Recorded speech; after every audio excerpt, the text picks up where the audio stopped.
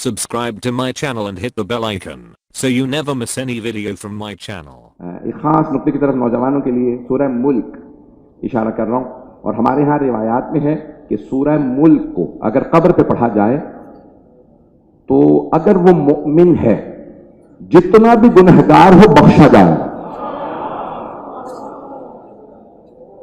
شرط ایمان ہے، اور ایمان میں آپ جانتے ہیں کیا کیا چیزیں شرط ہیں. توحید تب تک قبول نہیں جب تک رسول خدا کو نہ مانو.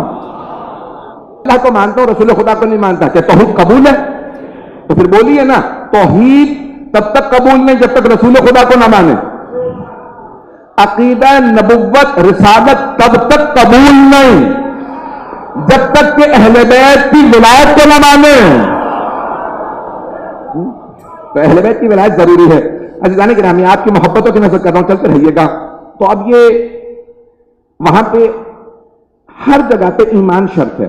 دو آیات سن لیجئے. تبارک الذی بیدہ الملک، بابرکت ہے وہ ذات جس کے قبضہ قدرت میں ملک و ملکوت ہے.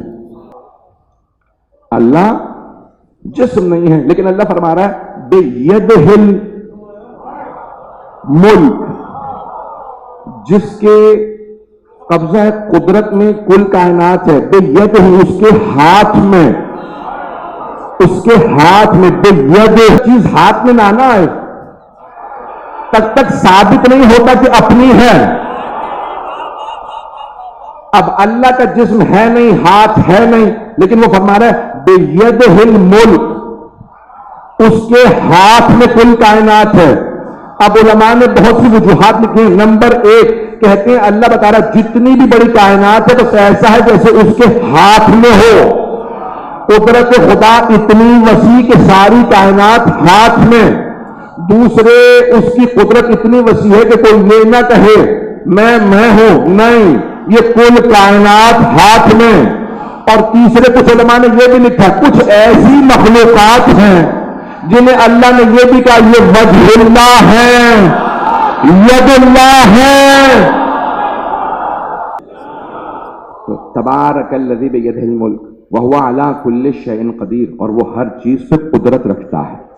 الذی خلق الموت والحیات لیبلوکم ایکم احسن عملا، اور اس نے موت و حیات کو اس لیے خلق کیا ہے کہ وہ آزمائش کر کے یہ دیکھے کہ تم میں احسن عمل بجا لانے والا کون ہے، بہترین عمل کرنے والا کون ہے. الذی خلق الموت والحیات لیبلوکم ایکم احسن عملا، آزمائش کر سکے. صرف نیک عمل کی نہیں، سب سے اچھے عمل کو دیکھنا چاہتا ہے. تھوڑی سی توجہ رکھیے گا. الذی خلق الموت والحیات، جس نے موت و حیات کو خلق کیا. سورہ بقرہ ظاہراً آیت نمبر 27 ہے کہ جس میں اللہ ارشاد فرماتا ہے، 27 نہیں تو 28 ہے، بہرحال 27 یا 28ویں آیت ہے کہ وَلَقَدْ خَلَقْنَاكُم مِّن بُطُونِ، یعنی اللہ نے بہت سی آیات پیش کی موت و حیات سے متعلق. مجھے جلدی 2 سے 3 آیات کو پیش کرنا ہے، زیادہ وقت نہیں لوں گا، میرا وعدہ. کہ اللہ کہتا ہے اس نے تمہیں خلق کیا، كُنتُمْ أَمْوَاتًا فَأَحْيَاكُمْ ثُمَّ يُمِيتُكُمْ ثُمَّ يُحْيِيكُمْ ثُمَّ إِلَيْهِ تُرْجَعُونَ. اس نے تمہیں موت سے زندہ کیا. توجہ، موت سے زندہ کیا. تم مردہ تھے، اس نے زندہ کیا. اس زندگی کے بعد پھر موت دے دے گا. میرے ساتھ توجہ رکھیے گا. کنتم امواتا فاحیاکم ثم یمیتکم ثم یحییکم ثم الیہ ترجعون. توجہ، موت سے زندہ کیا، پھر موت دے گا، پھر زندہ کرے گا، پھر پلٹائے گا اپنی ہی طرف.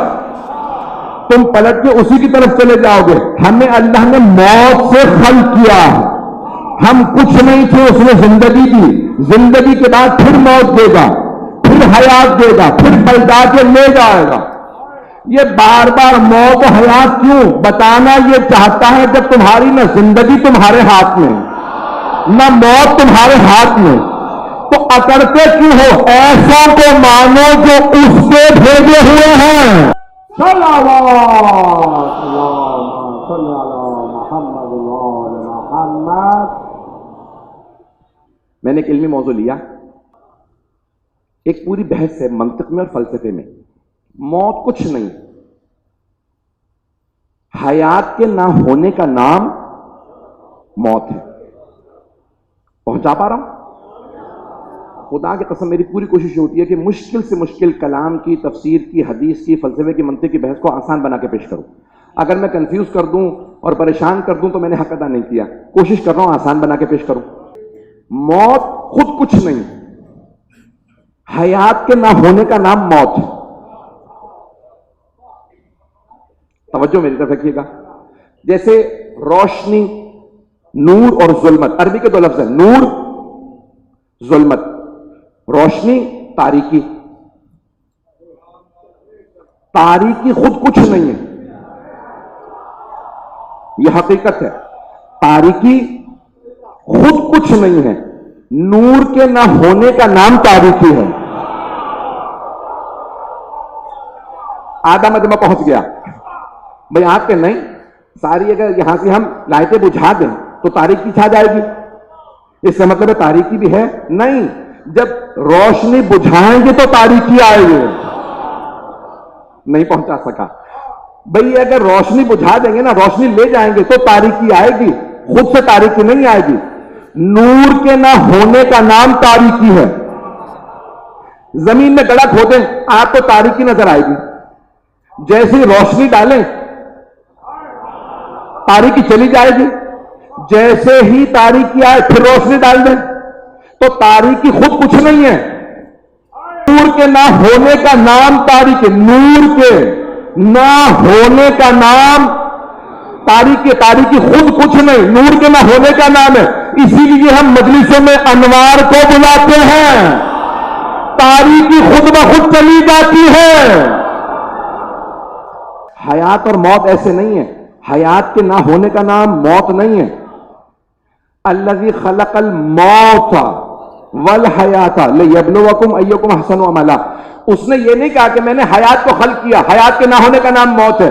فرمایا میں نے موت و حیات دونوں کو خلق کیا ہے.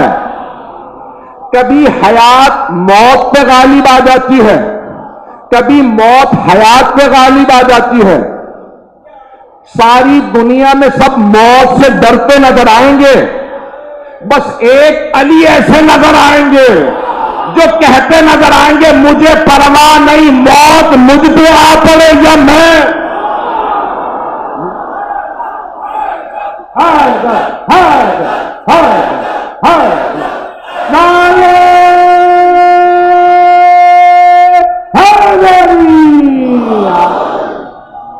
کوشش کر رہا ہوں میں ایک خوش ترین اور ایک بہت دقیق موضوع، علمی موضوع، اور وہ بھی سخت تبلیغی موضوع ہے، اس کو اس طرح سے پیش کروں کہ میرے نوجوان، میرے بھائی، میرے بچے سب اس میں سے کچھ حاصل کر کے اٹھے.